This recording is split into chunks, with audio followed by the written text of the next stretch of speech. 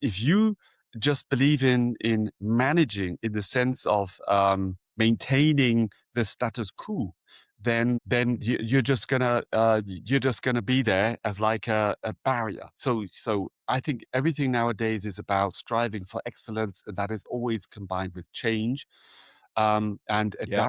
adopting. Like Darwin, if you don't adopt, then you die.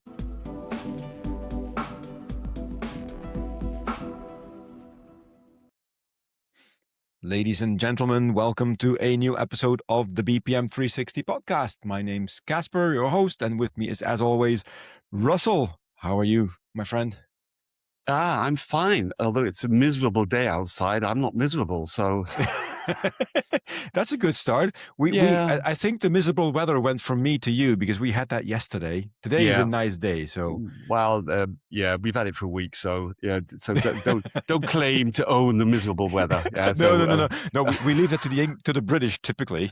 actually, it all comes from the UK, Yeah, and exactly. exactly, and it's a matter of, so how do you stay positivity in by hope? Yeah, it's all about hope, and I think a weather forecast nowadays is always the fundamental element for hope around having good weather at the weekend, True. and getting into a barbecue, and that's something that I like with anecdote is that I think the Germans are quite spontaneous, because the Spanish, they can plan a barbecue 2 or 3 weeks ahead, and they know they will Yeah, have good weather. Now, yeah. in Germany, we have to be spontaneous. Yeah, so that's why in Berlin, if the first sun shines, come out, that everybody just says, no, got to go outside, get the beer benches out, have a Yeah, barbecue, or yeah. just sit outside, and that's something that. So that's how weather can actually influence culture and all True. that. And you wouldn't believe it, but I think that is something that somehow does influence people on their day-to-day work, I hope. Not, Yeah, it's true. I cleaned out the barbecue this weekend, and we had the first barbecue. I was outside in the rain barbecuing, and everybody else of my family was sitting inside eating. That's how much we like barbecue. yeah, so Anyway, it's resilient. It makes you resilient as well. yeah. You're the man of the house. You need to act like one. Before we get into today's episode, Russell, just a quick, let's say, public announcement for our listeners. By the end of September, so September 30th and October 1st, there is going to be the All About Process Management Conference in Stuttgart. And we really would like to point your attention to that. It's going to be a great conference, 2 days. We will be there as a podcasting crew, and there will be more podcasting crews, by the way. The Prozessphilosophen will be there. I heard in the grapevine that Roland Wold from What's Your Baseline will be there if one of his knees doesn't act up this time, like he did last year. We will post a discount code in the show notes, and you will see some more of this, let's say, promo material coming from us. And we're very happy to be there, and we like to see you there as well. Good. Having said that, Russell, we need to do part 2 of the process owner role in our mini series of BPM roles, right? We did part 1. We got some great guests after that, but now we got to go back on track to the mini series. And let me just very briefly take you back to what we did in part 1 of the process owner, right? So we talked about 35, 40 minutes about primarily the character traits that a process owner needs to possess. We talked about the accountability mindset and the cross-functional influence. So how do you influence without authority? Because that's pretty much what you need to do. And then I think that we got some great feedback on that episode, and people are looking forward to the second part of that episode, which is what we're doing right now, on what kind of experience does a process owner need to have if that person wants to be a successful process owner. So as always, let me read out what our little note says on this, coming from our friends at Claude. And then we're just going to discuss it, right? Okay. So here we go. So required experience, solid operational management experience within the relevant process domain, combined with experience working across functional boundaries. They don't need to be BPM experts, but must be comfortable with process data and governance. There you have it. Let's debate. Experience, yes. I think that's quite solid. but maybe we have to dig in a bit, Yeah. to get an Uh, understanding. It's a bit, let's say, it sounds a bit generic. But, True. well, we have There's to one thing dissect though. some terms there to say what does that actually mean. Yeah. There's one thing that this description screams to me is like, this is not a junior or a media role. This is a senior role in an organization.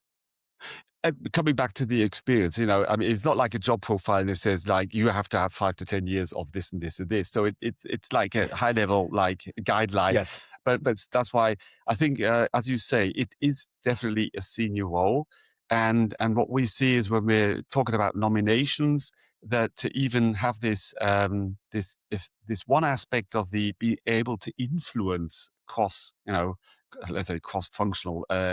And have an influence, a bit of a, let's say, authority around this, you need to be senior. And then what we always Yeah. see is then how far, depending on the size of the organization, of course, how far do you actually have, can you cascade down from, let's say, the managing directors down Hmm. to which level?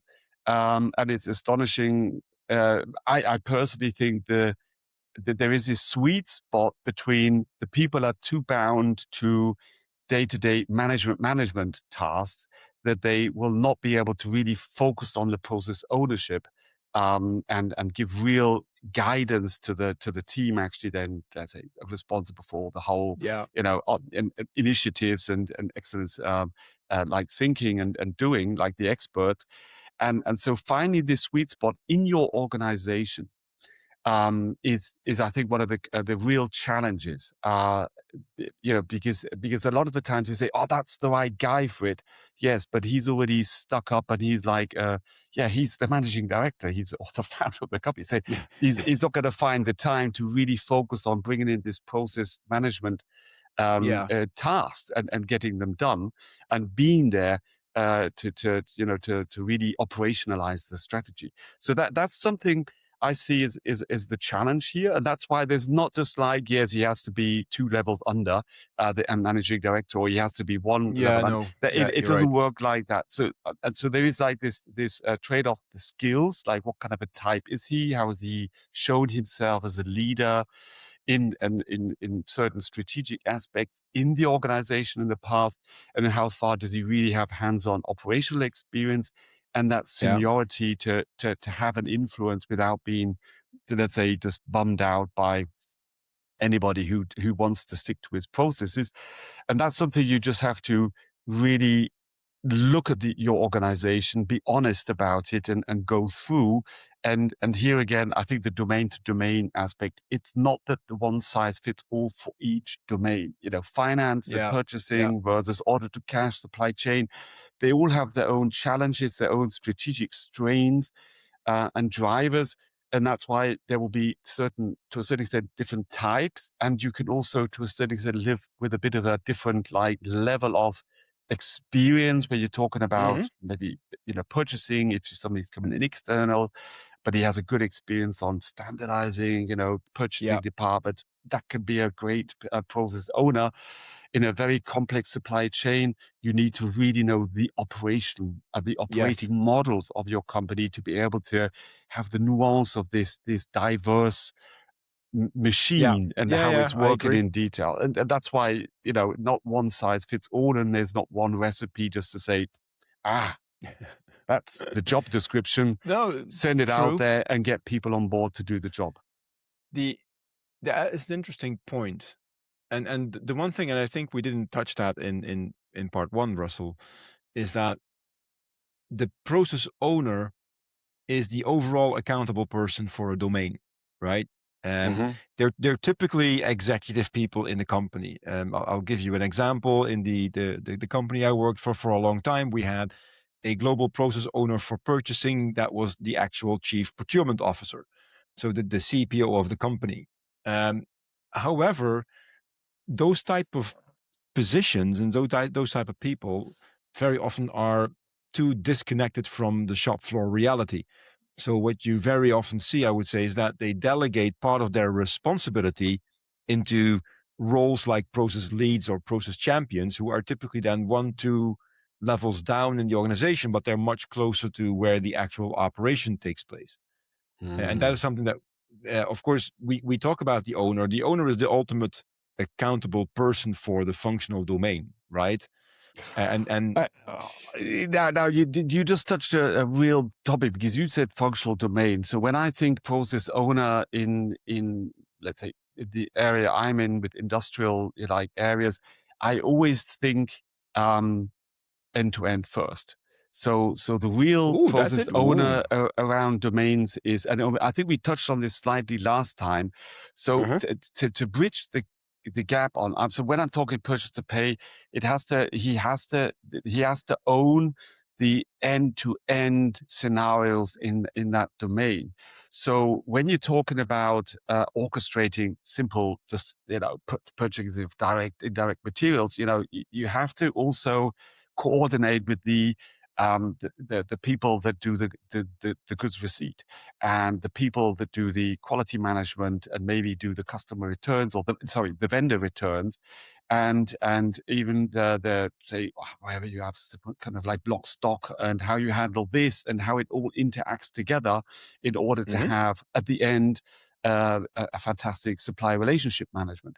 So the owner, when I'm talking about owner, I'm really thinking about these end-to-end ownership around this. And this is and the functional owner, I think that's something, the interaction, and that's why a lot of the companies, they say, oh yeah, but we have an owner, but he's sometimes he's like the functional owner of let's say the accounts payable processes. And there is a certain ownership there that is, I would say, digs a level deeper.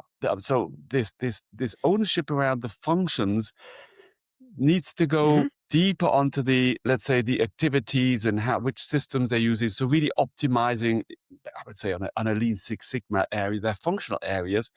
And the end-to-end process owner is the orchestrator across and is very much nearer to the strategic. So in a Uh, lot of setups, we have two types of ownership here. And I want to stress yeah. the necessity for the end-to-end ownership. And they can be I, both for certain domains, yeah. but Yeah. that's something we need to talk about. This is, and I think we need to dedicate a complete episode to this, because this comes really back to how do you set up your process hierarchies. And usually you start with the functional decomposed hierarchy, and then you build up an end-to-end hierarchy based on the things that you have in your functional one. And you can talk about that, but I agree to disagree, and I also disagree that you need to think about how you from coming your hierarchy and your architecture has to follow actually what you actually want to achieve in your process initiative. So the idea true. of doing a top-down, end-to-end view is driven by the necessity to, let's say, transform the way you're operating. Yeah, and Yeah, an yeah, operating and business model. That's when we're talking end-to-end, and that's from that you derive the necessity for certain architecture that has a focus on end-to-end. And from that, you derive the requirement to have an ownership on that level. And from that, you derive the structure and the hierarchy that you have. That would be my argumentation. And ooh. I'm not just saying, yeah, well, this is the way you organize your processes. Let's think about who owns them. I think you have to think it the other way around, that the process architecture follows your your objectives from a strategic perspective, and from Yeah, that you yeah. actually have to derive why you have these structures, why you have to assign ownership to a certain domain which has a certain like scope and a certain then strategic objective. Yeah, yeah. We're definitely going to take an episode on that, Russell. I don't disagree with you at all. I'm just looking at what I see in reality happening. But True. yeah, of course. I mean, you could even argue, going back to the process owner, is that if you look at purchase to pay, I would almost argue that the person owning purchase to pay is the same person owning the functional domain of purchasing. I agree. The only difference is that, for instance, accounts payable from a functional perspective is typically owned by finance, while in the light of the end-to-end process, it is, let's say, managed through the process owner that's in purchasing. Mm. And you could argue, and I've seen mature companies do that, where they actually move accounts payable from a departmental point of view out of finance and into purchasing, just to reflect the end-to-end process better. Mm. And then they still have a dashed reporting line into finance, but they are hierarchically in procurement. And then you're going, and at that point in time, you're aligning your organization much more with the end-to-end part.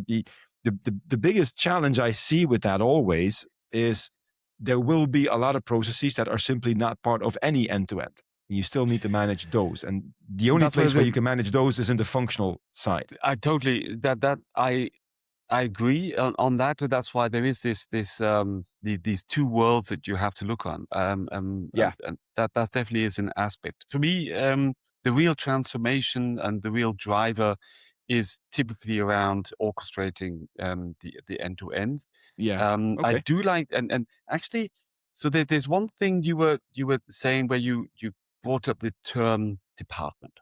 So again, when we're talking about process organizations, they're typically always like a virtual organization or like a matrix on top Hmm. of the Yeah. and the department, and for a good reason, because then if you want to create a process organization, it has to be scalable beyond all the entities that you may have on a global level. That's why you need this abstraction level Yeah. over which you have a certain, like, sometimes deterministic entity setup that you can't change for tax, legal, country, whatever, like setups, physical reasons even, and you still want to have a common way of thinking that you could work against. So the typical, you know, organizational setup and the entity structures um, is actually working against your harmonization of the way you work. Hmm. And I was asked by a friend of mine, you know, managing director of this company, said, I want to reorganize my company to be purely process oriented, and I want to have all these departments, you're just streamlined, along this line. They weren't too big, the company, but I think they were only too big to really get that done with all the legal entities they have. But it Hmm. goes a bit in the direction of you saying, yes. So if you were to think this, if you can get to that maturity that you're reorganizing your departments, because you can have like departments like shared services that also cross different entities, but you reorganizing your departments in like services that is then assigned along the end-to-end chains of certain domains. Wow, that's really that that really is then getting to the next level where Yeah. you're saying, let's streamline that even more. Operationally, though, again, the complexity kicks in because you're saying, yeah, but look, in our warehouse, you know, we have this, you know, like the commissioning, the inbound and outbound, and there we have Hmm. goods receipt. And these, the functionally at a very detailed level, this person is then taking in goods that are relevant from a purchasing perspective, but they're also customer returns. And there will also be some, so Hmm. there will be different end-to-end scenarios related to this, and to a certain extent, maybe also different domain owners that are Yeah. looking at this goods receipt. It says, my requirement for inbound raw materials is ba, ba, ba, ba, ba. And that can be maybe orchestrated by purchase to pay, but then there will also be a view from plan to produce on how the Yeah. raw Yeah. materials Yeah. or quality Yeah. management, how they inspected quality. So Yeah. it I think it's a good thing to, where possible, to think about this assignment, to say, look, these five people, or, you know, we have a shared service around accounts receivables or accounts payables. Let's assign them to, let's say, purchasing or sales, to streamline the way we interact here, and absolutely fine. I think that really makes sense. And getting there is a good thing, but it's also, again, it's not just like, yeah, just take the end to end and just assign all the departments and put them in there. Doesn't work, But work like that because shared services to shared services, they often serve different functions. yeah, Yeah, yeah. as a But function, they serve but let me different challenge that. areas. Let me challenge that real quick.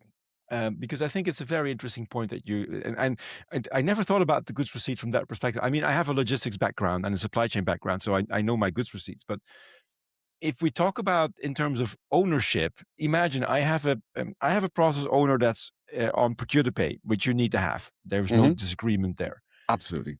That person needs to understand how the flow from a purchase requisition, maybe even generated from an MRP, flows through the process, the purchase order, the goods coming in, or the services coming in. I don't want to get started on the service entry sheet, but let's start with the goods receipt. And then the invoice typically already arrived because that happens digitally nowadays. And then accounts payable does what it needs to do. Let's focus on that goods receipt for a second. I believe that the global process owner will typically be a purchasing type of person with a lot of experience in purchasing. So they will know what a goods receipt is. They will know how a goods receipt, I think, takes place. However, if you now go to the local situation in a warehouse somewhere where you have people doing the goods receipt, they do that within the context of the logistics um, department, or whatever you want to call it, function. Sorry. Yeah. So the Let, logistics function, with all of the safety, health, and environmental restrictions that they have, that typically purchasing is absolutely clueless about. That's my absolutely. experience. And Yeah. and that's why I say that there needs to be this functional ownership, because there's a supply chain GPO that basically dictates this is the way that we physically do goods receipt in our company, so that our people go home at the end of the day in good health. Purchasing is coming from, we need to do the goods receipt because it's a mandatory tick in the box. Otherwise, we can't do a three-way match. Quality comes in and says, I need a traceability over the, of the Yeah, batches. And somebody else comes in and says, I need to have the sustainability yeah, certificate. yeah. So And, so and, there's but always this need for both angles. absolutely. We're I'm covering totally every with angle you. again. Good. Yeah. And this is something where in ownership, that's why I always want to differentiate between two very simple concepts: an end-to-end process and a functional process. And the functional process Yes. goes, and there you have a let's say a simple hierarchy of processes, and you go down to the level of the details. Yeah, so like Mm-hmm. the activities and Yeah. The which level systems you're 4, using, so to speak. Yeah. and the end-to-end ownership is as I said, he says my key requirement is that that when you receive goods, that you can identify the purchase order always. Yeah, that we don't take in any material without a purchase order. We have, that's what from a purchasing, a traceability, and financial perspective, this has to be said right. Finance says, yeah, exactly. Nobody maverick buying anymore.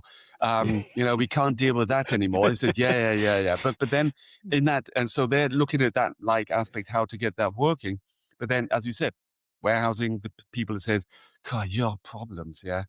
You should be down here on the field. Look at this Yeah. chaos. There's 10 lorries Yeah. coming in. Yeah. And Yeah. they're Yeah. dumping it and disappearing, not leaving the papers. I need to get this organized Yeah. Yeah. in real. Different Dream dimensions and on. different scale. Yeah, I Exactly. But agree. that's what I think is the magic around having these, I think, quite simple concepts. And I said, yeah, but why can't we just have one? No, the world is complicated, and process management is all around bringing these different aspects together and debating and finding a compromise or a process Yeah. that fits all, balances out all these different I would say conflicts or Yeah. objectives, No, and misalignments. Yeah. exactly, and misalignments, and we have this on a functional level, on detail, where it's between even how the IT system works with the physical reality of what they have on site. Around warehousing, this Yeah. is differs from each site. You have a different setup. With the ones they have yard management because they have to bring it from A to B. Other ones, they're very compact. Other ones don't even have warehousing. They just have a donkey Yeah. cart, yeah, and then but I want the goods invoice to automatically be scanned. It says scanner, I've got Yeah. What's a that? wheelbarrow. That's what I've got, Yeah. Yeah, yeah, yeah. that's what I think is is super fascinating. But there's another aspect. Let's go back to the process owner, Yes. and there's one thing you're talking about experience, and I just had to think about our last episode. We were talking about change, Hmm. Oh, the and one with Cherry Muller. Yeah. exactly, and there I said, okay, so do you need a dedicated change lead, or is it just the project manager, and how does he actually, or what do you actually, what are the skills that you have to, what you have to do to be able to really um, make sure the change happens, adoption, where we've got process Hmm. adoption. And he said, yeah, you need experience. And I said, wow, fantastic, yeah, great, good, I'll take a note of that. And Yeah. anybody who asks me says, what do I need to do? He said, yeah, just you need experience. Yeah. But You here's just need to have it done. yeah. So I was thinking, first of all, I agree, but it just is a tough thing just to say, yeah. But after 10 years of failing, you're there, and do you know how to do it properly? It's like, oh, that's not helpful, is it? That sounds like a terrible outcome. Like a terrible advice for somebody saying, yeah, don't worry, it's not going to work, but in 5 years you're gonna work it out. So, Yeah. but there is this aspect of experience in, let's say, project management to be able to then influence and help organizations and processes being adopted too. And the same is then, and that's why there is a great truth in that also for the process owner, um, there's two aspects. Yes, the experience is vital to be able to bring in your personal experience and understanding of the whole situation to influence and Hmm. change and drive things forward, to be a role model to a certain extent. I think that was Thierry was also talking about. Yeah. And it is clear that you are similar to the project manager of an initiative, you are Hmm. also one of the change leads. Yeah. Yeah.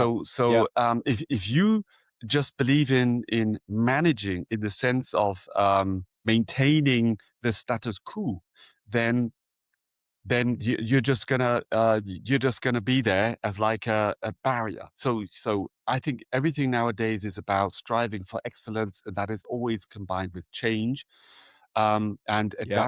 adopting. Like Darwin, if you don't adopt, then you die. Yeah, Yeah. and Yeah.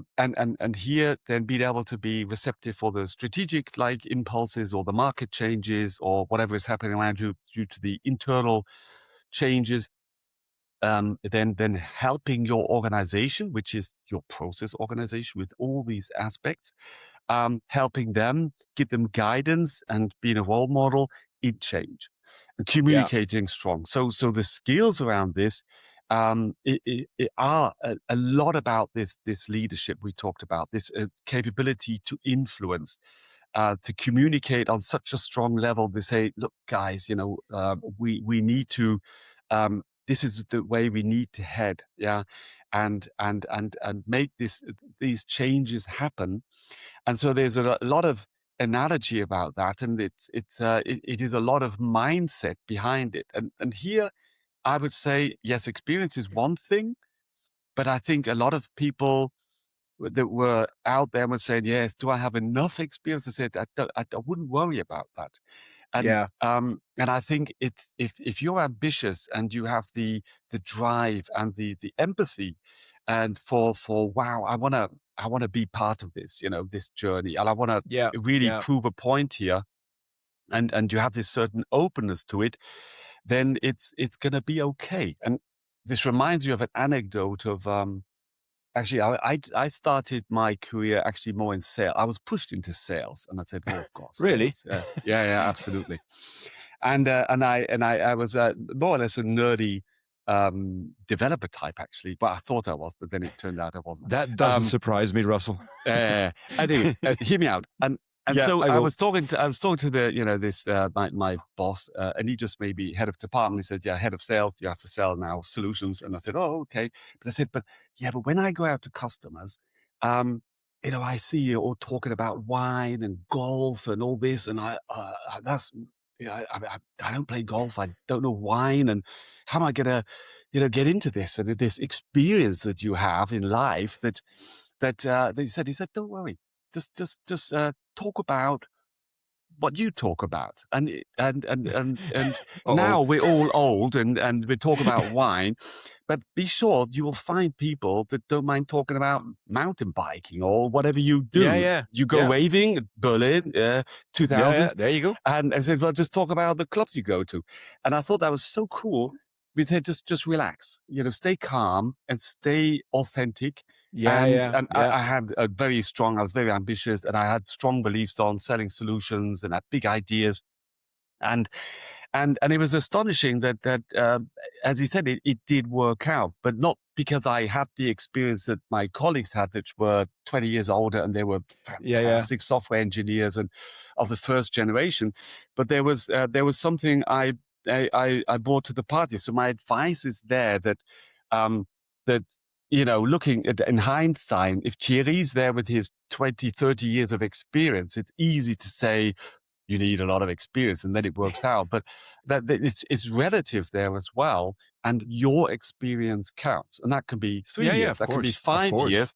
in the combination with Yeah, this, let's say, this idea and this belief and empathy and ambition.